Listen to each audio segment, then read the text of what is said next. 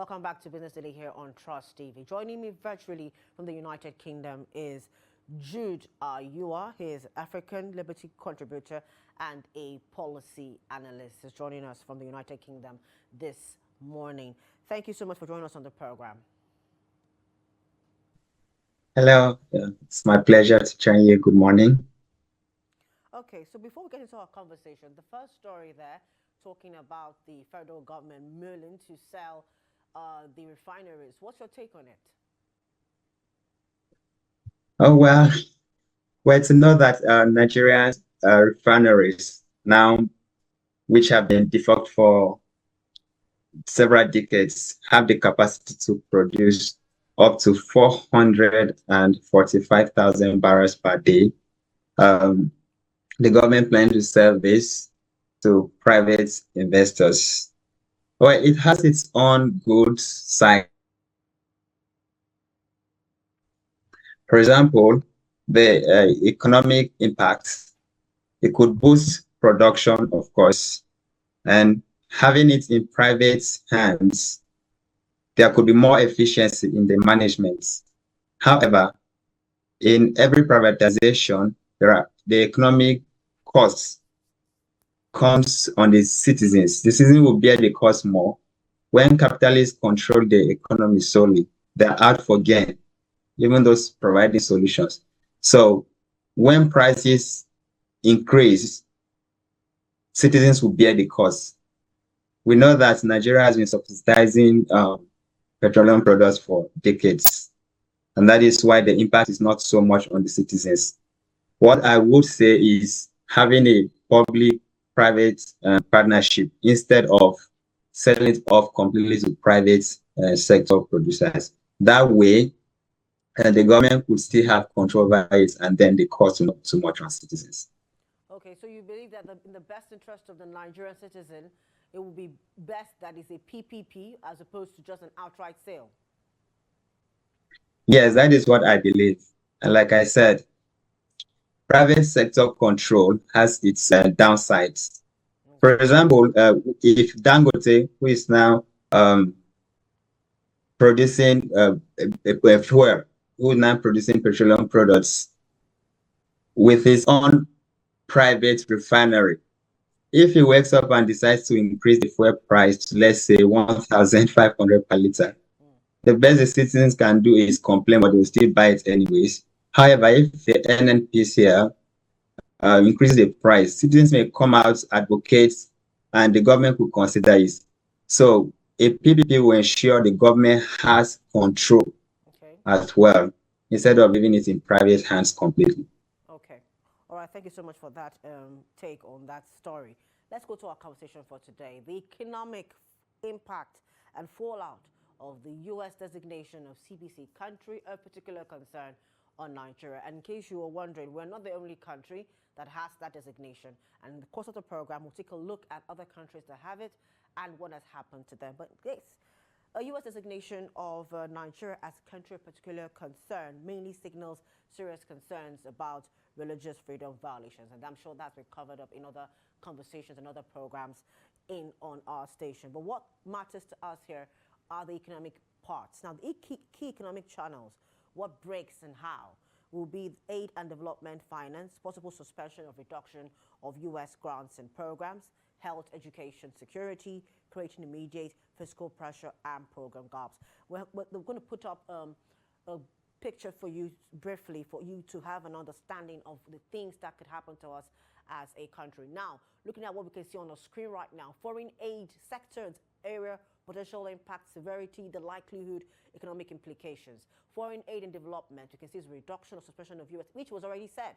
They were going to actually take away the aid. It was actually touted there in that first utterance by President Donald Trump. Severity is high, likelihood is high. What does it mean for the economic budget pressure, reduced funding and all that?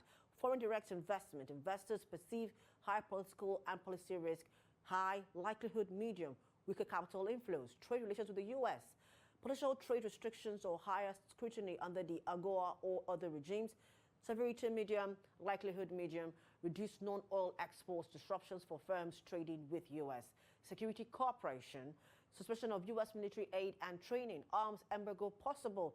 Severity high, likelihood medium. Increased security. Over to the next one, which will be about trade, business environment, and governance. Increased compliance and operating cost. Severity is medium, and likelihood is actually high for that one. Fiscal monetary policy, yes, actually that's that. Fiscal and monetary stability, loss of dollar inflows and aid, higher cost of borrowing, severity medium, likelihood high, economic implications. As the course of the program goes, we'll keep falling back to that conversation and see that. Now, what does the CPC status mean? Alone is not a mechanical cause of economic collapse. Effects are conditional and heterogeneous. The marginal effects of CPC is hard to isolate from pre-existing governance or conflict drivers. The both cause CPC designation hurt economies. Large, resource-rich economies may absorb some shocks better than smaller, more open ones, but reputational damage still raises cost. There's some of that on the screen. Later on, we'll come to countries and how it's impacted them and all that. Now, back to our conversation, back to our guest. Mr. Jude, talk to us basically.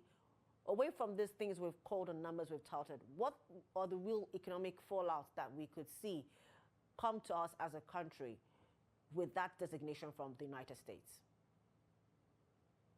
Oh, well, there's a lot that could happen. For example, the U.S. withdrawing aids. The U.S. Annual aid to Nigeria totals around 600 million US dollars, and which goes into health, agriculture, and security, and also helping boost the economy. Now, without fallouts, there could be stress on the Naira. Since the designation on October 31st, Naira has depreciated by 1.44%. Not too much, but it's just a matter of a week. But if that continues, we may begin to see the Naira pair up to 2,000 to $1. And as seen in other countries, there could be a depreciation within 60 to 90 days of this designation in investor pullouts. So the U.S. citizens are concerned about the security risks here. And when you mention Christians are the ones under attack. These people are concerned that when they come to this country, they are also at risk of attack. So investor pullouts, which will reduce the foreign direct investments. And other risks also include less security aid, as you showed on the screen there. And less security aid means there could be increase in the insecurity in the country, destabilizing even economic activities, putting more stress on the economy. So there's a lot that could happen even beyond this that I've mentioned. Okay, so just to be clear, Nigeria and Nigerians are actually under attack, be it Christian or Muslim. Now, back to the conversation now. Which macro indicators now, FDI, reserves, exchange rate, you've mentioned some, sovereign spreads, will show the earliest, stress following this? Where do we think? Of course, you've said already now, the FX is one already. We've seen it declining by 1.44% already. But away from the FX, what other indicators could we see where it would have an impact on? Okay, one major place is the bilateral support. Of course, foreign reserves could also see there could be a lag in the foreign reserves. For example, there will be a decline of around 10 to 25% over 6 months and to a 12 months period. And that's because there will be reduced confidence in the bilateral support for Nigeria. Nigeria's economy is around 400 billion. And when there is a pressure on the exchange rates, it means that the economy will begin to suffer. Nigeria imports so much from the US, and with that, with the Naira depreciating against the dollar, there'll be more stress on both the government and private individuals who are importing from the US. So that is one of the key areas. Okay. Now, earlier on in the program, one of our top stories was about the 2.25 euro bond put up, and the DMO said there was an oversubscription of about 407%, about 13 billion. Now, this is happening now, even with what has happened with the utterances and the CPC designation. But somehow we're seemingly doing well. What does that mean actually? Because you would think, because this Eurobond was actually sold to the international market, not just to Nigeria, and people are buying, oversubscribing by over 400%. What does that actually tell? Oh well, there are also implications of the oversubscription to the Eurobonds. We see that could, for a positive implication, that could lower the borrowing costs. For example, the yields 1 to 2% below expectations could save 200 to 300 million dollars in annual interest. And there could also be default avoidance, which means there will be more financial inflows for Nigeria to service its debts. However, some of the negative implications could be vulnerability shocks. Can the government actually handle this? Can they service all the subscriptions? But also, another positive implication is the forex boost. The inflows will support reserves and curbing the naira depreciation. So there are two ways to it. Depends on how the Nigerian government is able to manage the oversubscription. It could be positive or negative. Okay, so now I'm asking, due to with this oversubscription, and it being mostly of the international market, isn't it supposed to, due to this CPC designation, interfere or not allow this happen? Does this mean that people out there still feel Nigeria is a good place to do business with, regardless of whatever CPC designation has been put on by the United States? Oh, well, since Nigeria is not the only country that's been designated, as of November 2025, there are 13 countries there, mostly in Africa and Asia. However, the way it came this time, considering the personality of Trump as a president, the US has made, if I may say, more enemies within a period of 1 year that Trump has been in office than compared to the past administration. Now, that depends on the perception of other countries. You know this saying of a friend of a friend is my friend, and the other way around. So there are countries who could still have confidence in Nigeria's economy, despite the designation. For example, China. China is a major rival to US, and because of Nigeria's recent drift towards the BRICS, China and other BRICS countries will still have confidence in investing in Nigeria. So it depends on the perception of the international community about, first of all, what they may see as Trump's view of Nigeria and what is the reality. All right, now let's go to the countries. So far, since you preempted that conversation, let's go now to see that list of countries that have been actually impacted by the CPC and see what has happened. We don't have much of them, just a few, about 5 of them, including Nigeria, coming up on the screen shortly. And starting off on that, we'll see that we have something like Myanmar, formerly Burma, and the CPC was since 1999 and has multiple updates attached to it. Now, of course, Nigeria is starting the first list, and as you can see, we're being redesignated as of November 2025. However, what typical economic channels affected will be aid restrictions, as already said. and all that. So that's it. But let's come to other countries. Myanmar, formerly known as Burma, CPC has been there since 1999. Multiple updates. FDI fall, trade restrictions, sanctions targeted, tourism collapse. Now, we know Myanmar has been under a very serious critical situation in that country since Suu Kyi has been there. She's been arrested. A lot of things that happened in that country. Now, large sanctions and trade restrictions followed political crackdowns, as I said earlier, economic hit by investor withdrawals. Typical severity of impact was quite high on Myanmar. Now we go to China.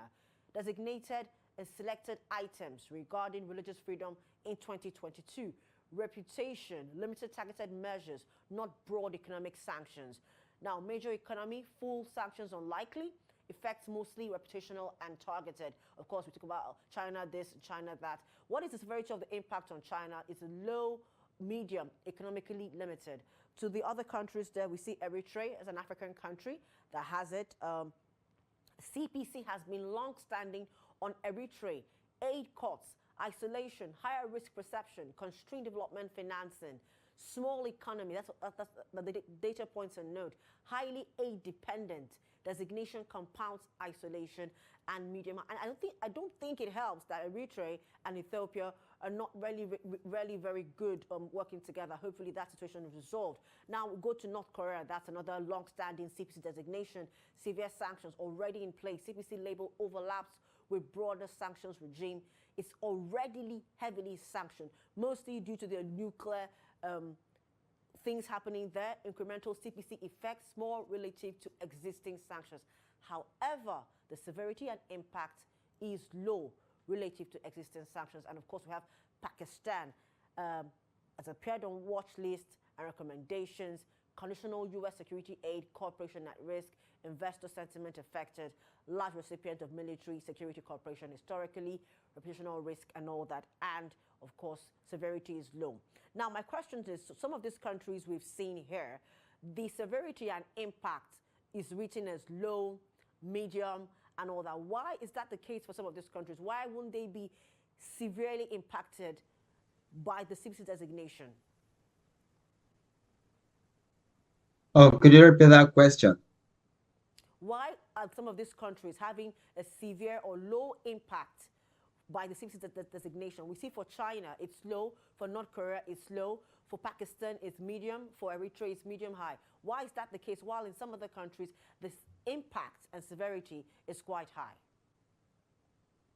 Oh, great. Yes. Now, it depends on the economy of these countries. When you mention China, North Korea, these are big economies. And the other ones are struggling economies. So are there things they could fall back on? China and North Korea are not depending on the US for aid. If they could depend on anything, it could be trade. They're depending on each other for trade, not for aid. But these other countries you mentioned are depending on the US for aid and other big economies around the world for aid. So when there are aid cuts, fall in foreign direct investment, the impact could be more. For Nigeria, I don't perceive it being as bad as countries like Pakistan or Eritrea, because Nigeria's economy is not struggling that way. And there is also a boost. There are also other areas or sectors that Nigeria could diversify or fall back on. And with less aid from the US, the economy could still be thriving. Okay, could you mention some of those sectors that Nigeria could diversify and fall back on, regardless of whatever this CPC designation will do to the economy? Oh, great. One area is the digital economy. This is an emerging area where we have a lot of youth going into. And also entertainment. Nigeria is known for having some of the biggest entertainers and artists around the world. If the government can leverage what private individuals are doing in the entertainment industry, for example, there could be a lot of revenue. And also, back to the digital economy, for example, we have blockchain emerging, we have cryptocurrencies. the government can handle these areas effectively, there will be so much inflow, and instead of dependency on oil. And yes, agriculture is one area. Of course, Nigeria can boost exports to not only the US but other countries and bring in more cash inflow. All right. Now, aid, that's one of the issues that keep coming up, reduction of aid to Nigeria. Now, how can the government reprioritize spending so that the areas where these aids go to will still have it met, but without affecting or destabilizing the finance of the country? Okay, reprioritizing spending, I would say the government should invest more in social capital. Government should invest in education. There's so much funds that has been going into security, yet the impact is not much. If there could be more investments in education, Nigeria, as at 2022, had over 20 million children out of school, most of them in the northern parts of the country.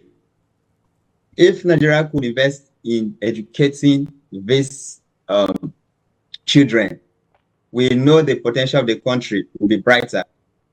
Also, in assisting small, medium enterprises, businesses are struggling in Nigeria, especially under the current administration. They could have more access to funding and have a business-friendly environment. Then they could do well, and there will be less dependency on the government, which is also a source of revenue for the government anyways. Taxes on businesses could boost revenue for the government as well. So there are many areas the government can prioritize, and moving away from so much funds going to security with less impacts. All right. Earlier you mentioned about exporting to the U.S. market. Now, which areas mostly should we be looking at could actually face disruption? Would it be the oil, agriculture, or manufacturing? Which of these sectors, or which other sectors actually will be most exposed to the U.S. market scrutiny due to this situation on ground? Yeah, actually, these three areas you mentioned are the same areas which would be most affected. U.S. The U.S. is Nigeria's highest importer, totaling around 400 million US dollars annually, and Nigeria is importing less, for that matter, from the U.S. So seeing the amounts of imports from Nigeria to the U.S., this designation could trigger a reduction in the U.S. importing Nigerian-made products and agricultural products and crude oil as well. So these are the same areas which will be most affected: oil and gas, agriculture, and manufacturing. Okay. Now, while getting prepared for this conversation, talking to a few colleagues, we recall that in 1999, or a few years back, during the time of General Sani Abacha, we were under economic sanctions by the same United States, and we seemingly flourished during that time. What are the takeaways we could have, and what could we implement at this time as well? Although, yes, that was not the same thing as the CPC designation, but we're looking at the economic fallout. That was an economic sanction, and it had its impact. But how could we, tally those things to make it work for us right now, that we would still flourish regardless of whatever this situation is going to? Well, I would recommend three major steps. First, the main issue here is insecurity. And as you mentioned earlier, which I also acknowledge, not only Christians who are under attack, there are people of other faiths who are also facing insecurity across the country, Muslims, and even those who may not have a religion to call their own. Now, Nigeria should focus on addressing insecurity. There should also not be a denial of the fact that there is a Christian genocide. We may not mention either a Muslim genocide or African traditionalist genocide, but we should not deny that fact that there's a Christian genocide, which the government did. Now, accepting that is a first step. Second step is addressing it. Nigeria should boost local security and also not depending on government aided security alone. As we see in Borno State, the Joint Task Force, which included civilians and armed forces, helped to reduce the impacts of Boko Haram terrorism, which can be cut across, can be spread across the country.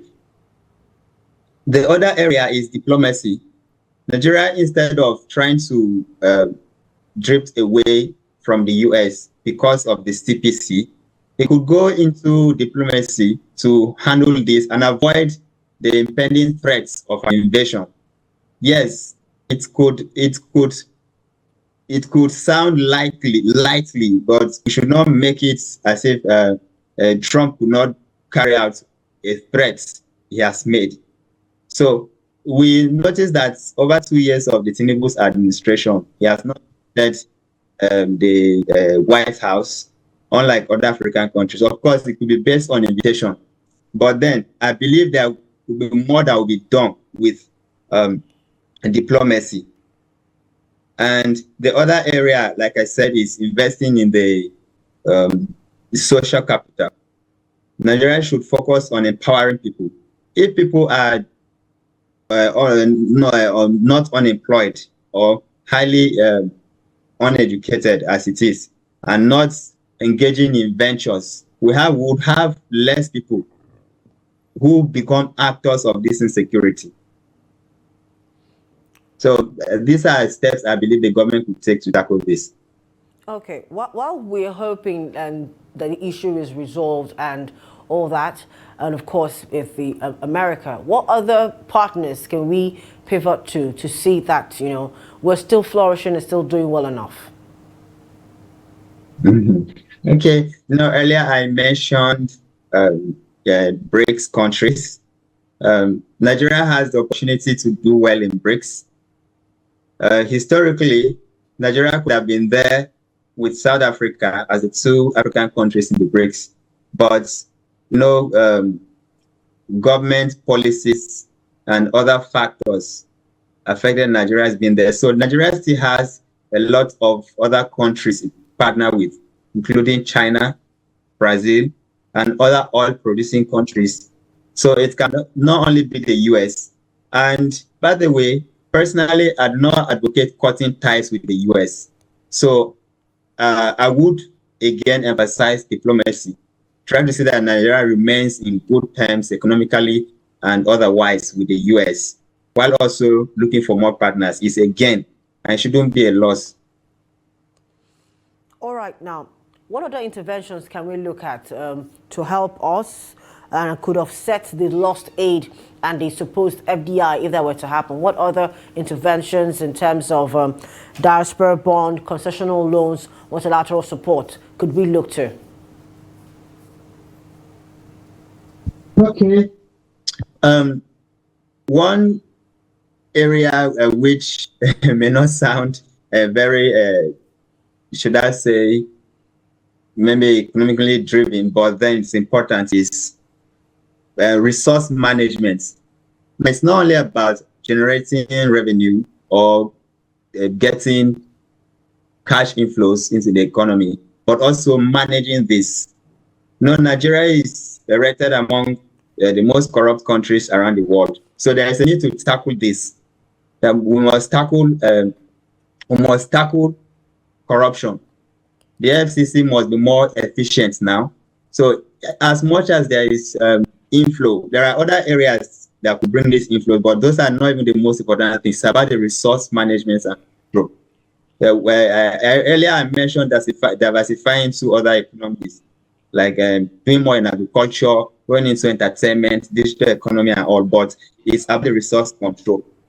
And also another way of reducing the impact is reforms. There must be reforms. If we remember the case of one Miss Deborah that was lynched in Sokoto. That should be about 3 years ago. And it's because of certain laws still operating when we have one common law in the country. So there should be reform to have a unified legal system instead of having there is nothing wrong with people practicing different laws attached to their faith, but there should also be acknowledgement of the supremacy of the laws of the land. People should not take laws into their hands, because these are the things causing the whole Nigeria being designated as a country of particular concern by the U.S. Okay. All right. Now, let's go to what roles certain organizations could play. What could we expect from places like the World Bank, the IMF, and of course, regional banks like the African Development Bank? What roles can they play to help mitigate the effects of this fallout if they intend to happen? Well, to be honest, I do not believe there is much these international organizations can do to help that they have not done already. And they can reduce the interest rates on for Nigeria. You know, the U.S. is a major player, which means I think I was off for a second. So which means even if this organization tend to act, the U.S. will still intervene. So I don't believe there's much they could do. I will still fall back on the fact that Nigeria needs to diversify and also be more efficient in resource management and control. All right, just before we wrap up, we have our MPC meeting coming up at the end of the month, about 22nd or so of the month. Do you think that this designation will have an impact on the outcome of that MPC meeting? Okay, it could. It could, of course, as countries take seriously, but and also individuals take seriously. So Nigeria must act fast to avoid the potential impacts of that designation on future collaborations, even with other countries. All right, thank you so much, Mr. Jude Ayua, for your insights on the program this morning, helping us understand what could possibly happen economically to Nigeria due to this designation by the United States. Thank you. And that was Jude Ayua. He is a policy analyst, a lawyer, and Africa Liberty contributor, talking to us on the possible implications and economic fallout that could take place and how we could mitigate it by this designation of the United States of a country of particular concern on Nigeria. Hopefully, you know, these things, it doesn't get to that point whereby we need to start seeking certain things and the Nigerian economy is able to withstand whatever that could come from that designation. That's much we have for you on the program this morning. For more of our programs, news and documentaries, do well to follow us on social media platforms and on our YouTube live stream. I've been your host this morning, Chiamaka Nwafor. Same time, same place tomorrow. Bye for now.